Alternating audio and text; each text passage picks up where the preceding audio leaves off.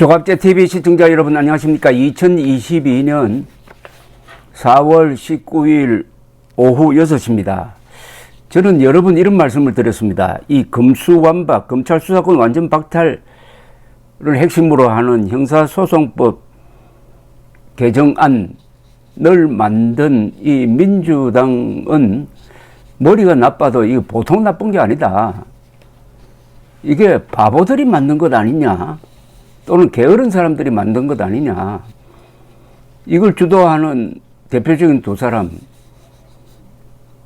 민주당 비상대책위원장 윤호중, 이 사람은 전과자입니다.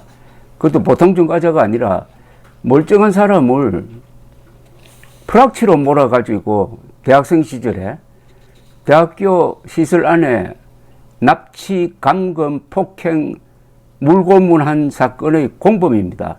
이 사람들이 주도한 법안이 그게 제대로 됐다면 이상하죠. 또 한 사람, 지금 울산시장 부정선거 관련 피고인이 되어가지고 재판받고 있는 황운하 전 울산지방경찰청장, 지금은 더불어민주당 의원, 이런 피고인과 전과자가 주도하는 이 법안이 이게 제대로 된 법안일 수가 있느냐 하는 원천적인 문제를 제기를 했는데, 이제 전문가들이 밑줄 치면서 검토를 하니까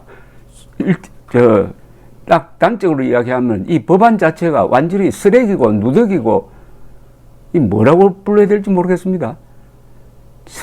설마 이런 일이 있을까 생각하시죠. 여러분, 여기에 탈자가 있습니다. 법안에 탈자가 있습니다. 어떻게 됩니까? 꼭 들어가야 될 단어 하나가 빠져버렸어요. 또 하나는 가운데 점을 안 찍어가지고 완전히 엉뚱한 의미가 되도록 하는 교정미수입니다. 그 교정미수 하나로 어마어마한 피해가 생깁니다. 법안에 점 잘못 찍으면 어떻게 되겠습니까? 그런 걸 누가 지적을 했느냐? 최고 권위자가 지적을 했습니다. 즉 대법원 법원행정처가 조목조목 반박하는 이 문서를 만들어 가지고 국회에 제출했답니다. 국회에.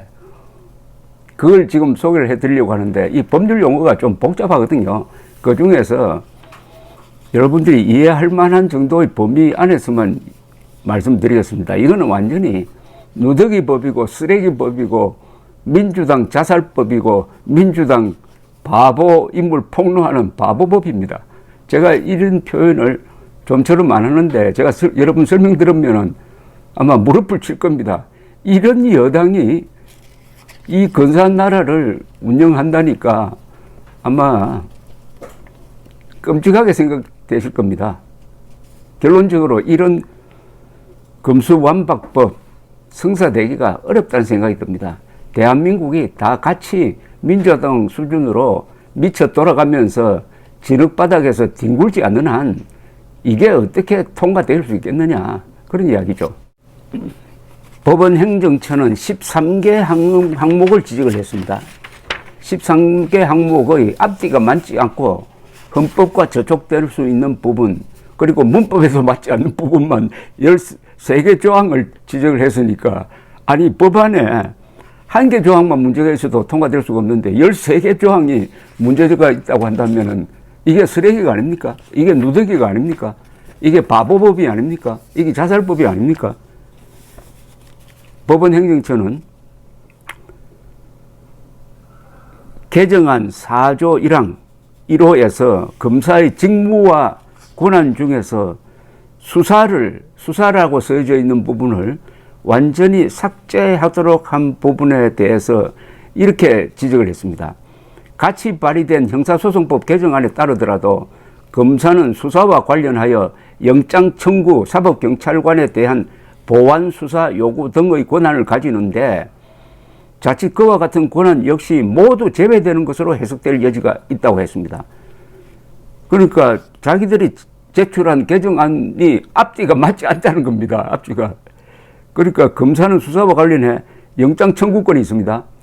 그리고 사법경찰관에 대한 보완 수사 요구권을 가진다고 요 조항은 명시를 했는데, 개정안 4조 1항 2조에는 검사의 직무와 관련해가지고 수사를 빼버렸다는 겁니다. 한쪽에는 수사를 빼고 한쪽은 수사의 중요한 부분인 영장 청구권, 사법경찰관에 대한 보안 수사 요건들 등을 명시를 했으니까 이게 앞뒤가 안 맞는다는 겁니다. 앞에 수사를 뺐으면은 뒤에 영장 청구권도 다 빼버려야 되고 사법경찰관에 대한 보안 수사 요구 권한도 빼야 되죠. 이거 다 수사 아닙니까, 수사. 그래서 이게 상호 모순이고 누더기라는 겁니다. 누더기. 그리고 현재 검사의 사법경찰관이라 하면 경찰입니다. 현재 검사의 사법경찰관에 대한 시정조치 요구가 이행되지 않을 경우 송치 요구를 할 수 있는 권한이 현재 있습니다. 그게 바로 검사가 경찰의 무리한 수사를 통제하는 효과적인 수단입니다. 그런데 이 권한을 개정안에서는 빼버렸습니다. 여기에 대해서 행정처는 이렇게 지적합니다. 검사가 송치된 사건의 기록 검토 과정에서 피의자를 구속할 필요가 있다고 판단해도 직접 수사 및 영장 청구를 하는 게 아니라, 왜냐하면 직접 수사, 영장 청구를 못하게 막으니까 경찰의 보안 수사 요구를 할 수밖에 없다. 사법경찰관의 소극적인 수사에 충분한 견제 장치가 있는 것인지 추가적인 검토가 필요하다. 그러니까 직접 수사, 영장 청구를 할 수 없으니까 이 사건이 경찰에 의해서 잘못되었다 하더라도 그 시정을 다시 경찰에 지시를 하는데, 경찰은 또 어떻게 되어 있느냐 하면 이렇게 되어 있다는 겁니다. 개정안에 따르면 사법경찰관은 검사의 예컨대 석방 요구가 있어도 정당한 사유가 있는 한 석방하지 않아도 된다라고 했다고 합니다. 그러니까 검사가 이 기록을 보다가 이 사람은 억울하게 구속되었다라고 판단해가지고 석방 요구를 해도 경찰관이 정당한 사유가 있는 한 석방하지 않아도 된다. 정당한 사유인지 아닌지는 사법경찰관이 알아서 판단할 것 아닙니까? 그러니까 검사가 경찰의 무리한 수사를 통제할 수 없다, 이런 뜻입니다. 위법한 체포 구속에 대한 검사의 인권보호 기능이 제대로 수행되지 못할 우려가 있다. 말은 이렇지만 이게 아주 심각한 문제입니다. 위법한 체포 구속이라는 것은 경찰이 억울한 사람을 체포하고 구속해도 검사가 석방해 라고 하면 석방해야 될 텐데, 여기는 정당한 사유가 있으면 석방하지 않아도 된다고 해서 그걸 무효화시킬 수 있는 단서조항을 달아가지고 인권 침해의 우려가 있다. 행정처는 개정안 중에 기계적으로 검사란 이름만 나오면, 검사와 수사란 이름만 나오면 속속 빼다가 보니까 이상한 일이 발생한다는 겁니다. 기계적으로 검사를 법안에서 삭제하여 법체계 정합적인 측면에서 문제가 있다. 이거 좀 어렵게 썼는데 법체계가 서로 모순된다 이겁니다. 구체적으로 법안 135조에서 압수물 처분을 검사, 피해자, 피고인 또는 변호인에게 통지하게 한 부분 중 검사가 들어있다고 해가지고 검사를 싹 빼가지고 경찰로 바꿨더니 이런 문제가 생기는 겁니다. 수사권 조정 이후에도 공판에 관여하는 것은 검사이고, 법원이 피고 사건에 압수수색 영장을 발부한 경우 그 집행을 지휘하는 주체도 여전히 검사라면서 이를 고려할 때 위 조항의 검사를 사법경찰관으로 변경할 필요가 있는지 의문이라고 했습니다. 그러니까 검사가 공판에 관여를 하고 영장에도 관계를 하는데 압수물입니다. 압수물을 처분할 때 그 해당 검사에 대해서는 통지 안 해도 된다. 아니, 통지해서는 안 된다는 뜻이군요. 경찰에는 통지해도 되지만은 검사에게는 압수물 처분에 대해서 통지 안 하도록 한 게 이게 말이 되느냐는 겁니다. 수사 주체, 공판 주체, 기소 주체가 검사인데, 그래서 검사라는 이름만 나오면 무슨 원수나 되는 것처럼 빼다가 보니까 이런 모순이 생겼다. 이게 결국 누구한테 유리하느냐 이거죠. 범죄인한테 유리하죠. 이런 거는. 이게 쭉 읽어보면은 이 법은 범죄자 보호법이고요. 범죄자 보호법이고 일반 피해 국민들에 대한 가해법입니다. 이거예요. 이 검사의 권한은 악착같이 빼고 경찰의 권한은 필요 없이도 계속 권한을 강화시켜주는 조항이 지금 하나 예시가 되어 있습니다. 완전히 검사에게는 적대적이고 경찰을 뒤에서 밀어주겠다는 이런 의도가 나타난 이 개정안 한 부분에 대해서 이런 문제 제기를 다른 것도 아니고 최고의 이 재판 기구인 대법원의 법원 행정처가 지적을 했습니다. 최고 권위자가 지적한 이 부분입니다. 즉 검사 변호인 청구인은 신문기일에 출석해 의견을 진술할 수 있다는 조항에 검사 변호사 청구인에 플러스 사법경찰관을 추가로 했습니다.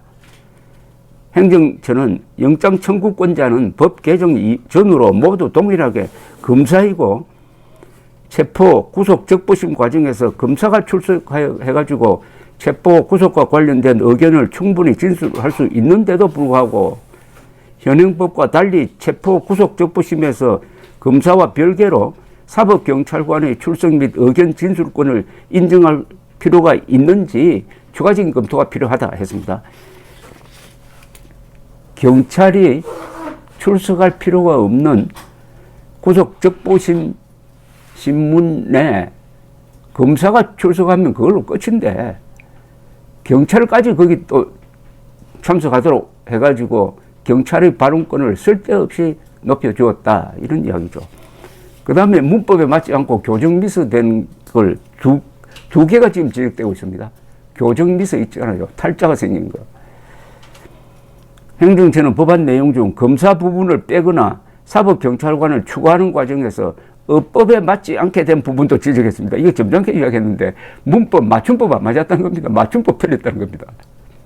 문법을 맞춤법이라고 이야기하겠습니다. 아니, 맞춤법에 맞지 않는 법안을 만들면 이게 무슨 초등학교 또 제대로 공부 안 했다는 이야기고 이거는 그 피해가 어마어마합니다.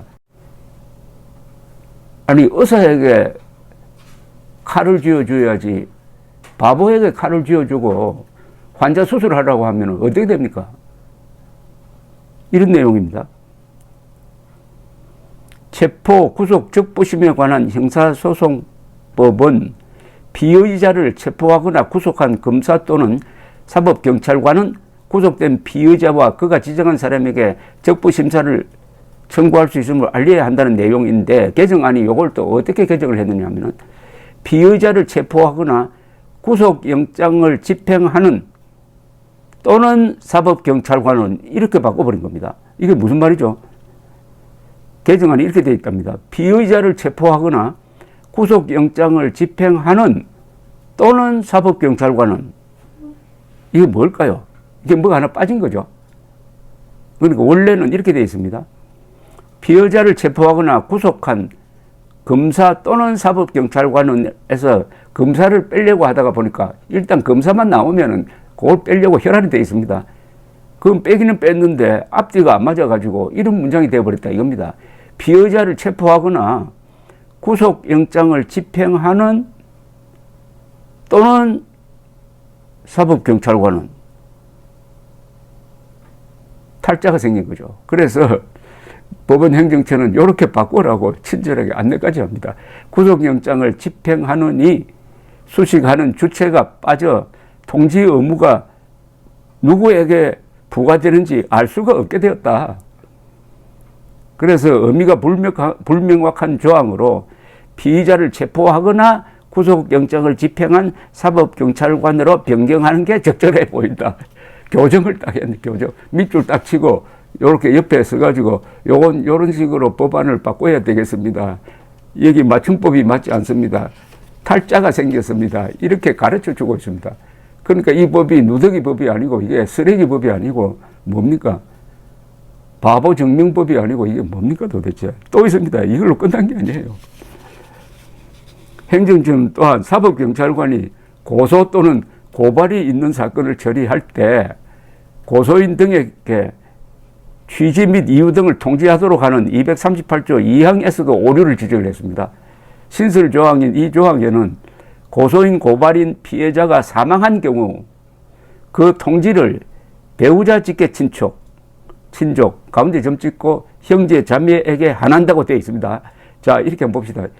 배우자 직계 친족 가운데 점 형제 자매입니다. 그러니까 배우자 직계 친족과 형제 자매에게만 통지하면 된다라는 뜻입니다.